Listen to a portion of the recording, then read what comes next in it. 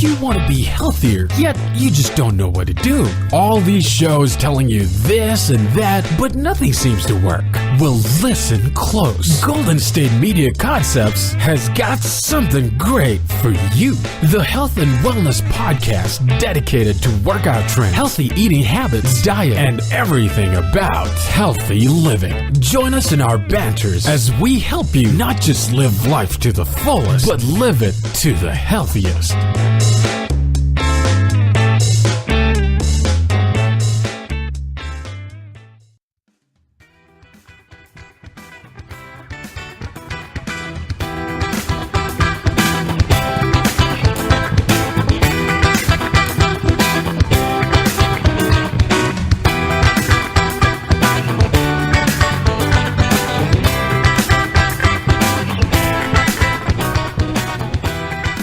Hello and welcome to the GSMC Health and Wellness Podcast, brought to you by GSMC Podcast Network. I'm your host, Staci. I'm your co-host, Sarah. And today we have a very special guest, new GSMC Podcast Network host, Arianne. Yay, Arianne. Hi, guys. Welcome. So today we are talking about something not necessarily happy, but that's because it's been on my mind quite a bit. I have a coworker who is pregnant, and she is due, I believe, sometime next month. But then I'm also taking a class, and we just had a whole chapter on, biology and birth. And it started with, this is the female reproductive cell, and this is the male reproductive cell. And they come together and become a zygote, and then an embryo, and then a fetus, and the whole difference between that. And then it spent, the whole last third of the chapter talking about all the possible birth defects ever. And I was just like, Oh, that's cheery. And then it ended with, I bet I've probably freaked out a few of the readers, and I'm like, yes you have. You totally freaked me out. I was already nervous enough about being a parent, just thinking I wouldn't be a bad parent, but on top of all of that, I have to worry about all the possible birth defects for my child. Thank you, textbook. That was cheery. Forewarned is forearmed? Or forewarned is hopefully A on the quiz for all that pain. Oh, yeah. At minimum, I hope. So today we are going to talk about birth defects, because I immediately then felt the need, after that wonderfully happy chapter, to then go be how can I best protect myself for the child I have no immediate plans to have? Because, yeah. So there are more than 4,000 different kinds of birth defects, actually, which I totally didn't even know. Did you know that, Arianne? No, I did not. Because I know, the big ones. I know cleft palate, and I know Down syndrome. And then I know there's one that I absolutely cannot pronounce, but has a wonderfully scientific name that I'm sure we'll get to. But 4,000. Yeah, that's crazy. Yeah, I know there's a lot. I just had never really stopped to consider how many that would add up to. You never quite go there. I think that's probably our brain's defense mechanism. So if you don't think it 4,000, then you don't panic, like Staci was talking about. Or just don't take the class I'm taking, lifespan development. Stay away from lifespan development classes. They are I don't know that they're terrifying. I'm only on chapter 2. So far, the first 2 chapters, the first one was great, the second one terrifying, so it's got a 50-50 rating right now. But yeah, 4,000 different kinds of birth defects, but those can be very minor to very serious and life-threatening. About 1 in every 33 babies is born with a birth defect. It's higher than I would expect also. Yes, me too. I was just And is that a U.S. statistic? That is a U.S. statistic, yes. Okay. U.S. So hopefully, I want to say hopefully lower in the U.S., but it feels like it shouldn't be. We're supposed to have pretty good health care, so I kind of imagine it would possibly be higher there. Hopefully not. But so there are 2 different kinds of birth defects, in general. There is a structural birth defect, which is when a baby is born with part of the body missing or malformed. So this is things like a cleft palate, spina bifida, clubfoot, congenital dislocated hip, etc. Side note, my mother was born with club feet. Was it? Can you correct it? Yes. In fact, they corrected it. This was in the 40s. And so when you're born with club feet, the side of your foot is up against your ankle. And because she was a newborn and her bones were so soft, they literally just bent them into the right place. And then she wore braces for 4 years. She had surgeries also. But, okay. Wow. I don't know if that's how they do it now. It Right. sounds a little extreme, but... Yeah, there is also the metabolic birth defect, which is when there is a problem with the baby's body chemistry, preventing the body from properly breaking down food to create energy. So this is things like Tay-Sachs disease, which is a fatal disease affecting the central nervous system, or I am going to make Arianne pronounce our first scientific word of the day because we'll have so many of them. I will pronounce that word phenylketonuria. PKU. Whichever it is. PKU. We're going to go with PKU for the rest of this because that was the acronym they gave us, thankfully. But PKU affects the way the body processes protein. And I think you can see that actually. I've seen it on like packs of gum or whatever, where, you know, and normally on packs of things they'll have like this thing is processed in a factory that is peanuts or whatever. Mm-hmm. But then it also say like warning, this thing contains whatever. Ketonuria. Sarah, just don't know if that's right. You just have to say it with confidence. Is that's what the trick is? Yeah. Just say it like you mean it, even if it's completely wrong. Yep. Yes. So it actually is the case, to continue my just freak me out chapter, most babies born with birth defects are born to two healthy parents with no obvious health problems or risk factors. So even if you think you're perfectly fine, that doesn't mean your baby will be. Cheerful. Great thought. Interesting. Scary. Yes. And unfortunately, we don't yet really know what causes most birth defects. Sometimes it's genetic. Sometimes we think it might also be environmental, or a combination of the both, but we haven't yet gotten to, yes, this is caused by whatever, so don't do whatever during your pregnancy. It's like, it could be this, it could be that, it could be A plus B equals F. Because, except for things like, I would assume things like fetal alcohol syndrome or one yes, of those things. Those are much more clear. Sickle cell is due to a specific gene, but others, we're not quite sure. And so you can't tell, you don't always know what causes them, but they do screen for a lot more now, yes. Right? Yes, so I believe even just within the first trimester, that first sort of, I'm just pregnant and I want to make sure it goes well screens for about 30-something, I believe. So there are the environmental causes and genetic causes. And environmental causes can include things like infections, like Sarah? Oh, toxoplasmosis. She does that so well. I'm so envious. But also conditions such as rubella or chickenpox, which is why you'll often see the warning for that for expecting mothers. But also then, of course, like Sarah mentioned, alcohol or drug abuse or taking certain medications while pregnant. Mm-hmm. Genetic causes can occur when there is a problem during conception, causing the baby to be born with too few or too many chromosomes or with a damaged chromosome. So this is where Down syndrome comes from, because Down syndrome comes from the baby having one extra chromosome, I think. Right, 23. Right, yeah, we normally have 23, right. So, yeah, or there's certain ones that tend to affect males because they're linked to the X chromosome, and since the X chromosome comes from a mother and the male chromosome the Y chromosome comes from the father, they only have that one X chromosome from the mother. So if it's on that one, they're essentially like, you've got it, because the father's Y chromosome can't fight that. So even if it's recessive, it's just like, but it's that one X and you've only got one X. Congratulations. Oh, wow. So not to be too personal, but Arianne, you have children, right? So yes, do you remember I do. The kinds of screenings they did when you were pregnant? No, actually, they never gave me an option to have that. Oh. It was weird. For anything? No, they were like, this will be fine. Oh. Did you have like set dates you were supposed to come in on or something? Yeah, once a month. I know if it's high risk, my best friend just had a baby and they offered her all the tests. So. Is she? I know once you hit 35, your risk factors increase, so right. you get a lot more screening. So maybe your age had something to do with it? It could have been. I was young. Yeah. I was young. But yes, although if you're really young, you can have high risk factors too. For women who give birth at adolescence or teenage years, can also have high risk factors for birth defects as well. Mm-hmm. So there's kind of like a middle ground. Got to plan for that sweet spot, Staci. Well, that imaginary baby needs to show up in the next X number of years. Right. Let's go, because it's totally up to the baby when they come. Exactly. Yes. So birth defects can actually also occur during any stage of pregnancy. Although most do occur in the first 3 months, because that's when the baby's organs are developing, but they can occur, even later. It's just not as critical of a period, I guess, not as endangered of a period. But many birth defects are diagnosed through those prenatal tests. Mm-hmm. So I do think, and both my textbook and like everything I researched made the point to point this out, that even though they do, or not in Arianne's case, so in some cases at least, do offer prenatal screenings. Just because you come back with a positive on your screening does not mean that your baby has a birth defect.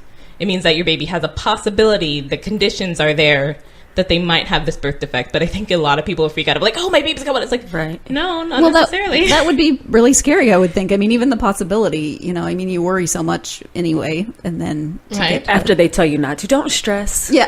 But there's a possibility of this. Right. It'll stress the baby. Just calm down. I'm like, but you just told me that. Yeah, I'd definitely be one of the like completely freaking out, stressing parents of anything that could possibly go wrong with my baby. But like, your baby it's in a slightly strange position. Oh my gosh, my baby, there's something wrong with my baby. Okay, but no, it's just, I hope to not be that much of a freak out by the time I actually get there. But right now, in my just imaginary state of having kids, it's just like... You're a helicopter parent to your imaginary children. So would you want to know, though? If there was something wrong? Right. Yeah, that is hard because there has been cases where people, even without knowing, obviously that this is the case, just knowing there is a possibility... have terminated pregnancies, and then there have been people who have found out there's a possibility and gone on and had a perfectly healthy baby because it's just a possibility. Or even they know, like for instance, they know their child has Down syndrome or something, and they say that's fine. This is still our child. I mean, there's all sorts of jump that hurdle after. Yeah. So everyone has a different story. So. Yes. So it's certainly an ethical question at the moment, but I'm not sure I'd want to if there wasn't anything I could do about it. If it was sort of like you have a possibility, but that means you should just take more of whatever vitamin during your pregnancy. Okay, yes, please tell me. And tell me that. Why didn't you tell me that like 2 weeks ago? Right. But if it's something of like, we won't know until, don't tell me that. Just don't tell me that. Just don't say anything at all. It's like, you tell me that after the fact of, we saw this and we were carefully monitoring and blah, blah, blah. But don't tell me if there's absolutely nothing I can do about it. That's going to totally do that whole stressing the baby thing out just completely. Yeah. Wow. Yes. So we are going to take a short break. Stay tuned. The average sedan is built with a steel frame and equipped with 6 airbags. Remember this the next time you see someone walking. Drivers, be aware. Pedestrians don't have armor. A message from the California Office of Traffic Safety. The average SUV has 2 blind spots, weighs between 4,000 and 6,000 pounds, and takes about 6 seconds to stop. Remember this the next time you're on foot. Pay attention, people. Pedestrians don't have armor. A message from the California Office of Traffic Safety.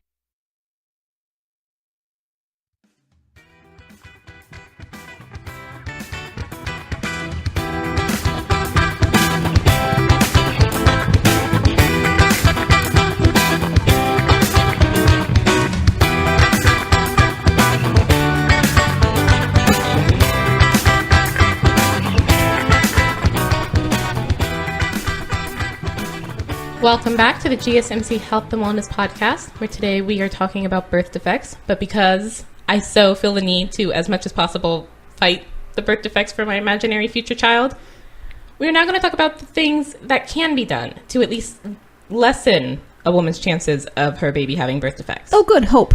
Yes. So she may not be able to fully prevent birth defects from happening, especially for the ones that are genetically based. That's just already in your DNA. It was there before you were born. Right. Sorry. But there are some things an expecting mother can do before and during pregnancy to help lower the chances of having a baby with a birth defect. So before pregnancy, women should make sure that their vaccinations are up to date and also make sure that they don't have any STDs and get the daily recommended dose of folic acid before trying to conceive. Yes. And I feel like those especially are for women who are specifically trying to have a baby, which then continues to cause me to freak out of what if I'm not trying, but I just get pregnant and I haven't been taking folic acid. My doctor told me you can take prenatal vitamins forever. You can. There's nothing. It won't do anything. It just has the stuff, the good stuff for the baby. Right. I'm taking prenatal vitamins right now because they didn't have my regular kind when I bought them last time. So what you're telling me is I should just get into that habit. Yeah, I don't think it'll hurt you. And it also freaks my husband out when he opens the cupboard. I think the only side effect is your hair and nails grow longer. Yeah. Darn. Yeah. What would I do with that? Curses. But yeah, so anyways, they should also avoid unnecessary medications. Mm-hmm. And if there's a family history of birth defects or other factors that put them at a high risk, they should consider meeting with a genetic counselor. which I don't even know if genetic counselors existed like when I was born. Yeah, I don't know. I was just wondering that myself, how recent of a development this is. Because I remember seeing this as like, oh, a fast new, career. And it's like, it's got a great growth rate or whatever. It's like, I don't think I'd ever heard of that till like 5 years ago. What is that? But that is someone who does, look at I'm going to go with genetic readings, even though I'm sure that's not the case. And they're supposed to counsel family members in case of your baby possibly has a birth defect, or you possibly have, the genetics for terrible disease here, though not necessarily that you do have it. And then if you do have it, you have a whole another set of doctors that you deal with. But it is something to sort of like prepare you for possible bad news, almost kind of similar to a regular counselor, but just about your genetics. That's good though, so you don't just sit around freaking out about it. Mm-hmm. Right, exactly. Because if I have something, give me the action plan or don't tell me. Right. Like, don't just be like, oh, I'm sorry, but no. I want the steps of like A through Z I'm supposed to do here. Just tell me about it. Oh, I don't know if they can do that. Well, we just won't tell her until it's a. Yeah, I'm sure there's some probably a policy ethical... of some sort. I mean, but yeah, the Hippocratic Oath of, first do no harm. If that's going to cause me major stress, don't. That would be a lot of harm for my future baby, so please don't. Yeah. But then they expect women who want to get pregnant should also get any medical conditions such as obesity and diabetes under control. Mm-hmm. And I find the diabetes one especially interesting because I know that you can get like diabetes while pregnant. Yes. Which then makes me, and also having watched Steel Magnolias at least twice because my mother likes it so much, makes me nervous about women with diabetes having a baby because that didn't end well. If you haven't seen your mom doesn't want grandchildren. Throw that movie at you. Well, yeah, she just really, I don't even know. She's not from the South, so I'm not sure why she likes it so much. But I just remember, so diabetes plus baby equals terrible thing. I have a friend who has type 1 diabetes, which is the one that you get as a child, and she's even got the insulin pump and everything. She's had 2 babies. Right. They had to do a lot of just monitoring and certain things, but she's fine. The babies are fine. So I don't think it stays with you after you're pregnant. Gestational diabetes, I think, goes away afterwards. But, she had type 1, so obviously she had it throughout. But, yeah, gestational, I think goes away as well. Yeah. Yeah. But if you have diabetes prior to getting pregnant, that's obviously something you then need to consider about how to handle through your own pregnancy because that's 9 months of your body not doing what it normally does. Right. Right. And I really don't know if, how I'm sure you have to make an action plan with your doctor because I don't know things like insulin. Can you take the same amounts of insulin? And if you can't, then how does that affect your health? There's got to be a system.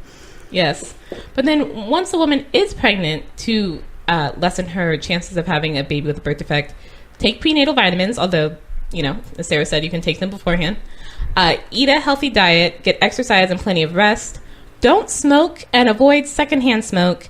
And don't drink, which I always, every time I hear those recommendations, even though I've heard them since I was a child, now I always think of that scene from Hairspray, the second one, musical, where they're going around and seeing like the kids who are just jumping on the car seat and not wearing seatbelts, and then you see the 2 pregnant mothers like clinking martini glasses while smoking, and I'm just like, yep. I know we didn't know a lot in the 60s, but really?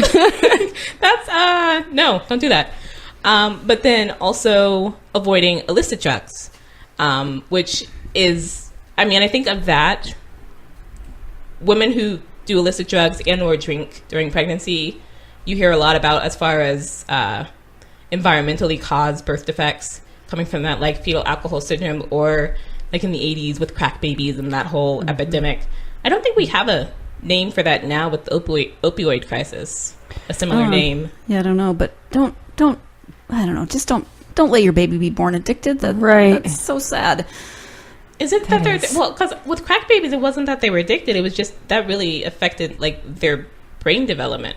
Mm-hmm. It can be either way. They can be born with birth defects or they can be born addicted, and then they have to immediately, the first thing they do in life is go through withdrawal. Right. And detox. Wow. I did not know that. I only knew about the more long-term effects. And I think there are still long-term effects, but the first thing they have to do is go through withdrawal.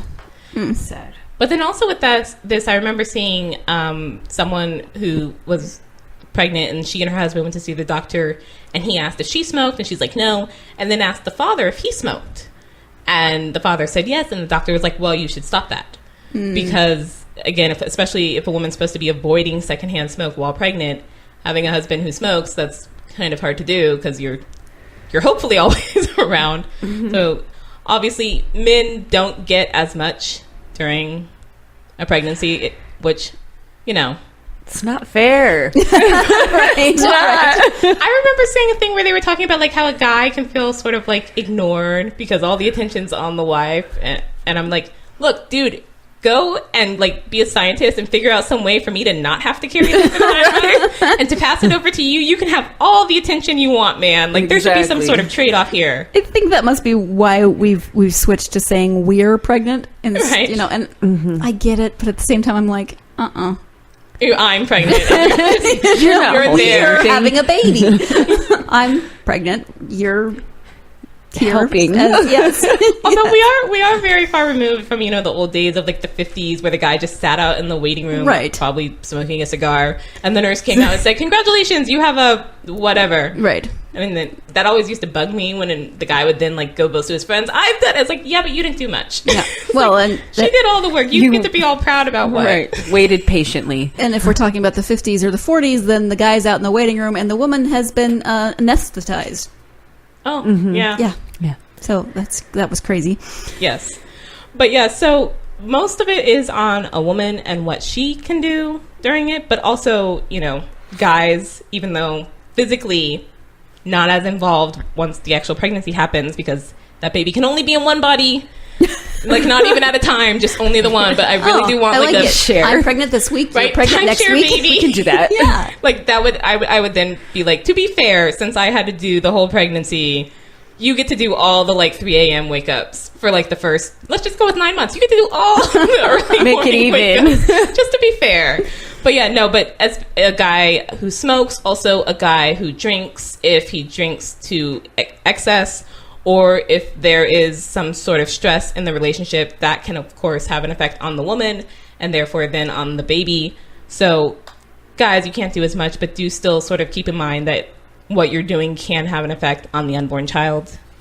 But then also just to get early and regular prenatal care when you were pregnant. And I'd be immediately the person who'd be like, I think I'm pregnant, I must immediately go to my doctor. It's like almost even before, although I'd also be the person who would like go to the drugstore and buy one of every test to check. And then once like even 2 of those said positive, like, doctor, gotta go to the doctor immediately. At least now we have the ability to take a home pregnancy test and the results are faster. I mean, you can find They're out pretty faster. fast. Yes. It used to be you could only go to your doctor and have a blood test. Right. So can you imagine the stress of you're trying to get pregnant, maybe you're having a difficult time, you have to go to the doctor every time you even think you've missed a period. Right. Well, and it used to be that those blood tests involved like taking, or to find out if you're pregnant, involved taking like your urine and inserting it into a rabbit and then a frog. And I don't know, I don't even remember where I read that. It was in some book that wasn't talking about that at all. That wasn't the main thing of the book, but it happened to be set in like the 50s or 60s. Oh, man. And the woman mentioned that, you know, oh, I think I might be pregnant, so I need to go do whatever rabbit. And her doctor was like, oh, no, we've moved on to frogs now. They're much faster. I'm like, what are you talking about? I've heard the rabbit thing, but I didn't realize. I don't know. It might be in the reverse where it was a frog and then a rabbit, but they used to insert it into one, and then if that animal showed signs of whatever, that meant you were pregnant. But then it ended up killing the animal. So I was just like, wow, we didn't have any other way to tell you were pregnant for however till the 60s or 70s. Are you kidding? Like, I'm so used to, you just pee on the stick and that somehow tells you that you're pregnant. I'm like, you're inserting my what into what? Wait a minute. It's going to be a mixed you frog. Right, exactly. We're taking your DNA and doing something strange. Nothing to worry about. Pay no attention. Right. So we're going to take another short break. Stay tuned. The average sedan is built with a steel frame and equipped with 6 airbags. Remember this the next time you see someone walking. Drivers, be aware. Pedestrians don't have armor. A message from the California Office of Traffic Safety. The average SUV has 2 blind spots, weighs between 4,000 and 6,000 pounds, and takes about 6 seconds to stop. Remember this the next time you're on foot. Pay attention, people. Pedestrians don't have armor. A message from the California Office of Traffic Safety.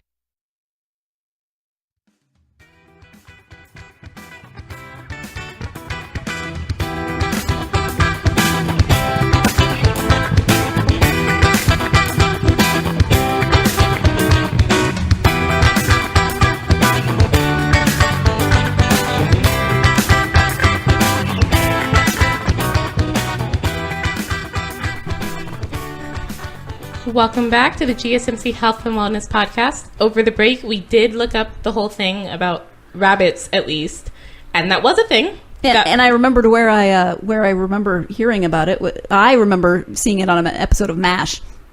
They used radar as a rabbit to see if Major Houlihan was pregnant. Oh, wow.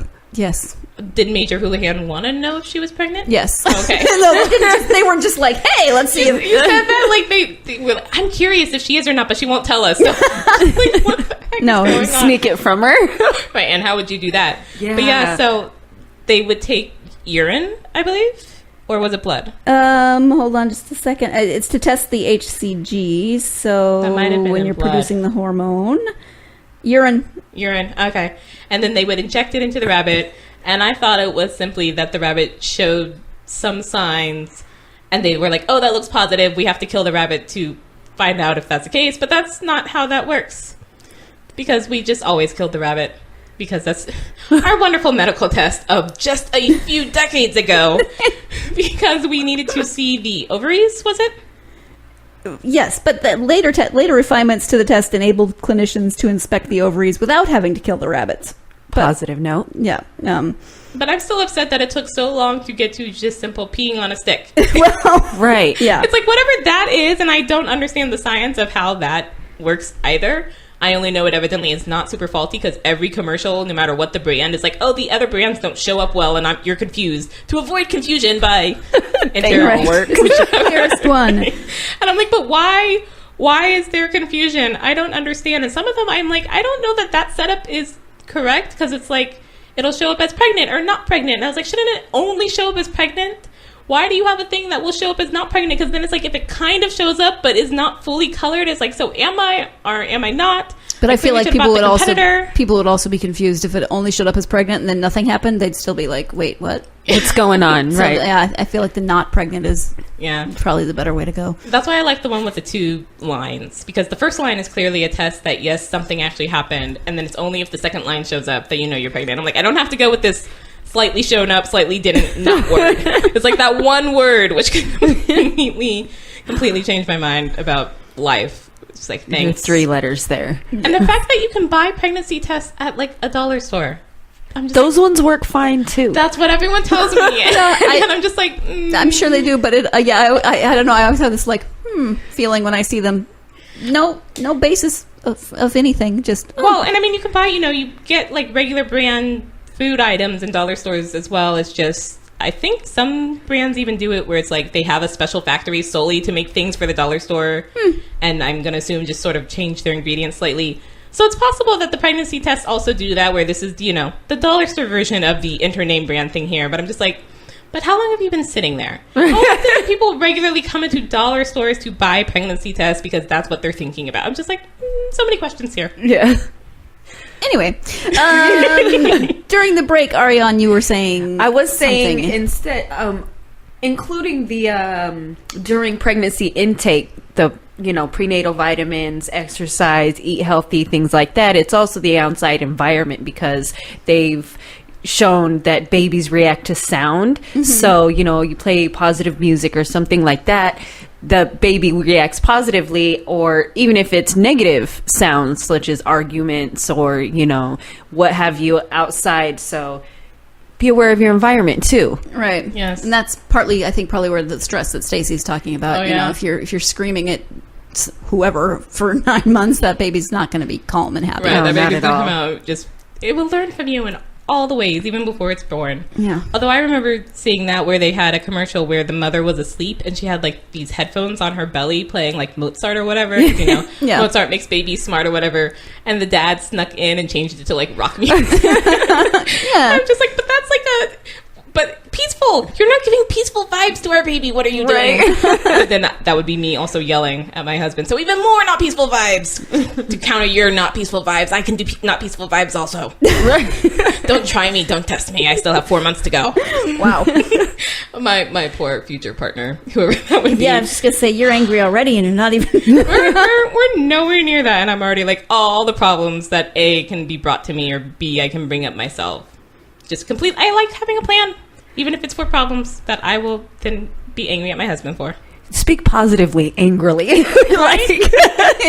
heard that, not about babies before they're born, but after, like, it doesn't matter so much what you say because they don't understand the words yet, as the tone. Right. So if I scold my host, very mad at you right now. Right. You are a jerk. that might even send a stronger message. You do it like a sweet smile, Right. sweet voice, but it's like, I hate you so much. That might scare him, though, because he's looking at you like you're smiling, but you're saying these things. I don't want to go to sleep. Right? He'd hopefully learn to behave even quicker.